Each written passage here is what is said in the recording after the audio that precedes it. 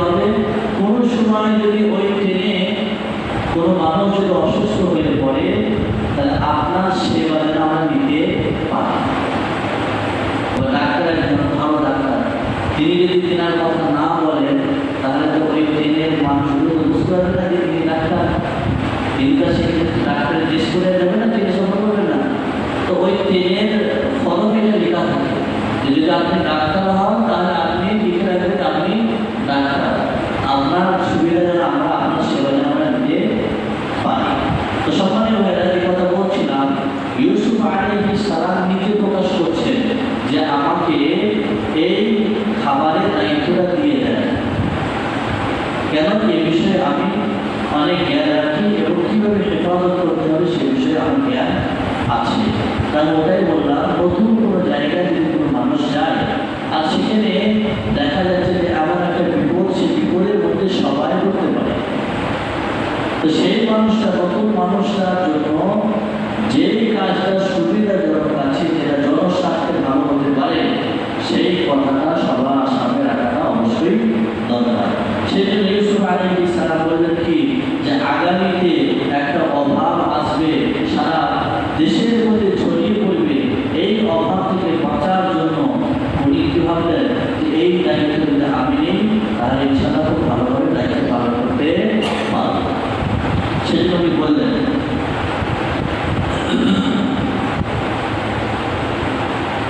وكذلك مكنا ليوسف في الأرض يتبوأ منها حيث يشاء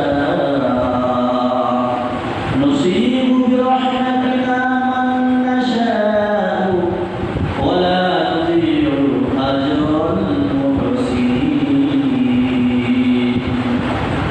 এমনইভাবে আমি আল্লাহ বলছেন, এমনইভাবে আমি ইউসুফকে সেই দেশে প্রতিষ্ঠিত করলাম, সেই দেশে আশ্রয় দিলাম।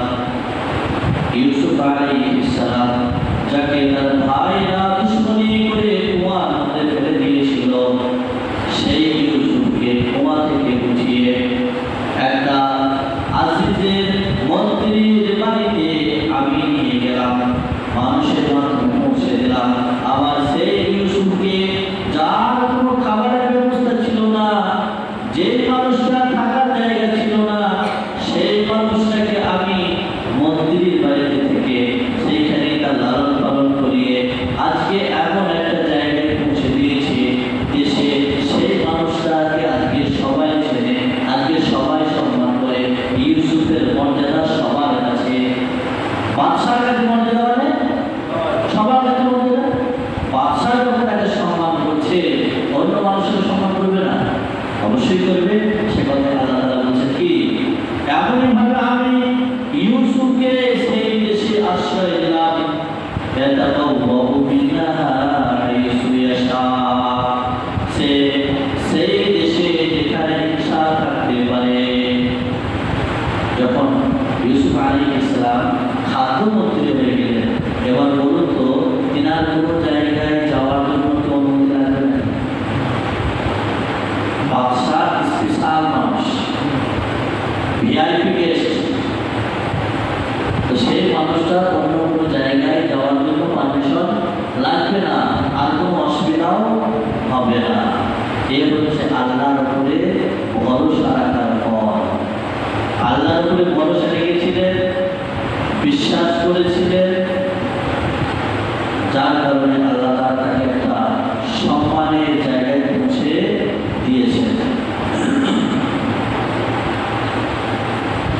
نصيب برحمتنا من نشاء, আমি যাকে চাই তার প্রতি দয়া করি।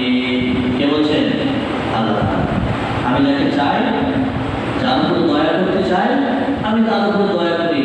কারণ আল্লাহ তাআলা দয়া করাকে আটকা দিতে পারবে না।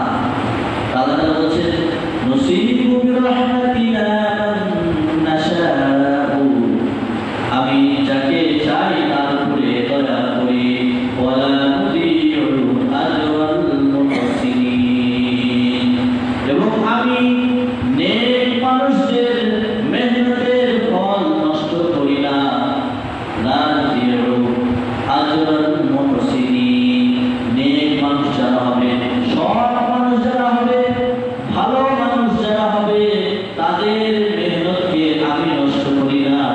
বরং তাদের মেহনতের ফলকে আমি যত্ন করে রেখেছি। তো আমি আপনি যদি নেক হই তাহলে লাভ হবে না, অবশ্যই লাভ হবে। ইউসুফ আলাইহিস সালামের জীবনী শুনে কিছু বুঝতে পারছেন যে আল্লাহর উপরে যদি বিশ্বাস রাখা যায় তাহলে আল্লাহ তাআলা প্রত্যেকটা কদমে কদমে কি করবে গো,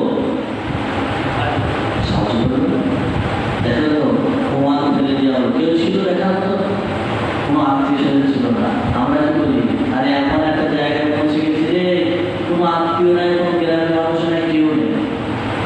ইউসুফ আলাইহিস সালামকে প্রমাণ করা হলো কোনো আত্মীয় স্বজন ছিল না, কেউ ছিল না, চেনার মানুষ কেউ নেই। এমনকি ইউসুফ আলাইহিস সালামের পুরো গোষ্ঠী এ কথাই ভেবেছিল ইউসুফ আর দুনিয়ায় নেই,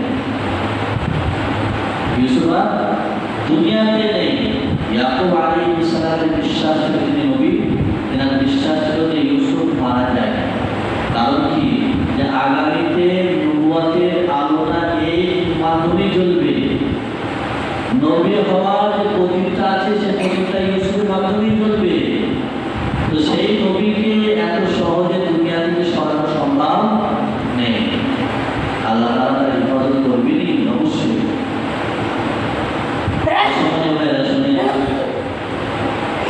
আল্লাহ তাআলা বলেন নসিবু বিরহমাতিনা মান নাশাউ, আমি যাকে চাই তার প্রতি দয়া করি। ওয়ালা নুযিউ আজরাল মুহসিনিন, এবং নেক মানুষদের মেহনতকে নষ্ট করি না। ওয়ালা আজরুল আখিরাতি খায়রুল লিল্লাযিনা আমানু ওয়া কানু ইয়াত্তাকুন, এবং আখিরাতের ফল ঈমানদারদের জন্য এবং মুত্তাকিদের জন্য অতি উত্তম। দুনিয়ায় আপনি মেহনত করছেন, সেই মেহনতের ফল দুনিয়াতে যা পাবেন তার থেকে অধিক উত্তম হলো আখিরাতের ফল। আখিরাতে যদি আপনি সেই মেহনতের প্রতিদান নিতে চান, সেই মেহনতের পুরস্কার যদি আপনি নিতে চান, তো দুনিয়ার তুলনায় আখিরাতের পুরস্কার অতি উত্তম। সেজন্য আমরা যারা মেহনত করছি, ইবাদত করছি, আল্লাহ আল্লাহ করছি, নামাজ পড়ছি, রোজা রাখছি, হয়তো দুনিয়া থেকে পুরস্কার কিছু পাইনি বলে মাঝে মাঝে মনের মধ্যে অনেক সন্দেহ এসে যায়, মনের মধ্যে গাফলতি চলে আসে, এত নামাজ পড়ে কি হবে, এত রোজা রেখে কি হবে, তাই তো শুধু মাথায় থাকছি, পেলাম না আজ পর্যন্ত কিছু। নাকি বলছেন যদি 5,000 টাকা করে দেওয়া হতো, প্রত্যেক বছর আমাদের 5,000 টাকা, তাহলে একটা শরীর মধ্যে এনার্জি আলাদা থাকে। নাকি বলছেন, বুঝতে পারছেন কথা? যদি 5,000 টাকা প্রতি বছর পাওয়া যেত, মসজিদের জায়গা হতোই না।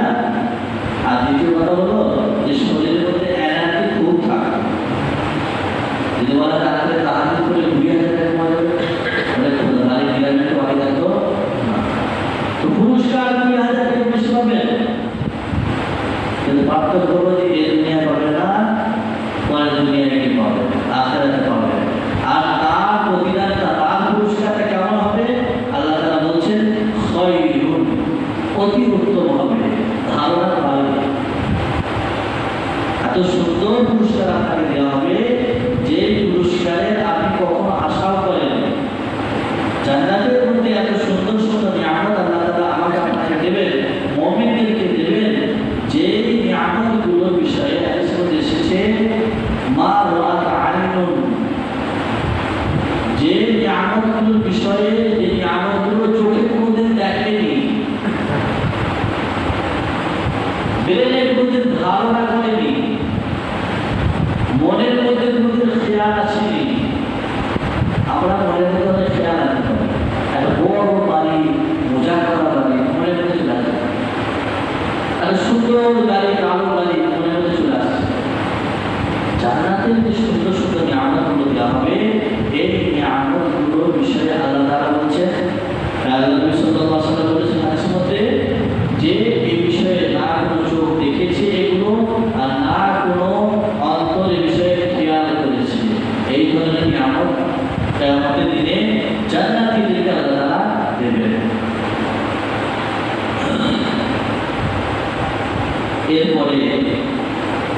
ঘটনা সব হয়ে গেল।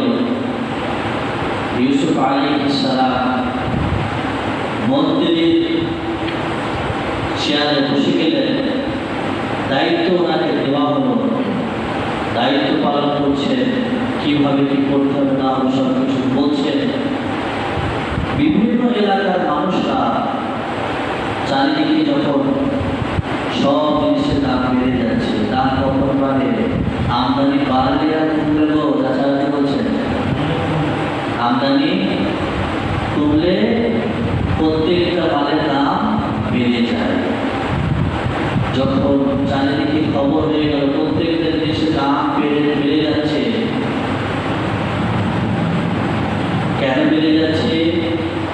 চারিদিকে আর সেইভাবে আমদানি নেই, সেইভাবে জিনিসপত্র পাওয়া যাচ্ছে না, সেইভাবে খাবার দাবার পাওয়া যাচ্ছে না, কম পড়ে যাচ্ছে। 50 টাকার মাল 200 টাকায় কিনছে গাইবেন আপনি। এরকম ভাবে বিভিন্ন এলাকায় যে চলো, যেমন আমাদের এখানে পেঁয়াজের দাম বেড়ে যাচ্ছে, আমাদের এখানে তুলনায় অন্য অন্য এলাকায় যেদিকে দেশে পেঁয়াজ চাষ হয় না, তারা এই দিক থেকে আবার পেঁয়াজ নিয়ে যায়, তাদের দেশে আবার পেঁয়াজ দাম বেশি। তো যে এলাকায় যে জিনিসটা চাষ হয় সেই এলাকায় সেই জিনিসের দামটা কম থাকে, কিন্তু অন্য এলাকায় দাম বেশি থাকে। ইউসুফ আলাইহিস সালামের ভাইরা, শুধু ইউসুফ আলাইহিস সালামের ভাইরাই নয়, বরং মিশরের যারাই ছিল তারা চারিদিকে খবর লাগাতে শুরু করলেন যে কোন এলাকায় জিনিসপত্রের দাম কম পাওয়া যাচ্ছে, সেখান থেকে আমাদের জিনিস কিনে নেব। খবর পেলেন যে মিশরের যে খাদ্যমন্ত্রী আছে তিনি অল্প পয়সায় খাবার দাবার দিচ্ছেন। ইউসুফ আলাইহিস সালামের ভাইরা, অন্য মানুষরাও গেছে, কিন্তু কথা হচ্ছে ইউসুফ আলাইহিস সালামের সাথে কথা চলছে। ইউসুফ আলাইহিস সালামের ভাইরা এসেছে কোথায়? ওনার দরবারে চলে এসেছে খাবার নেওয়ার জন্য, খাবার কেনার জন্য, কিন্তু এখনো পর্যন্ত ইউসুফ আলাইহিস সালামকে চিনতে পারেনি।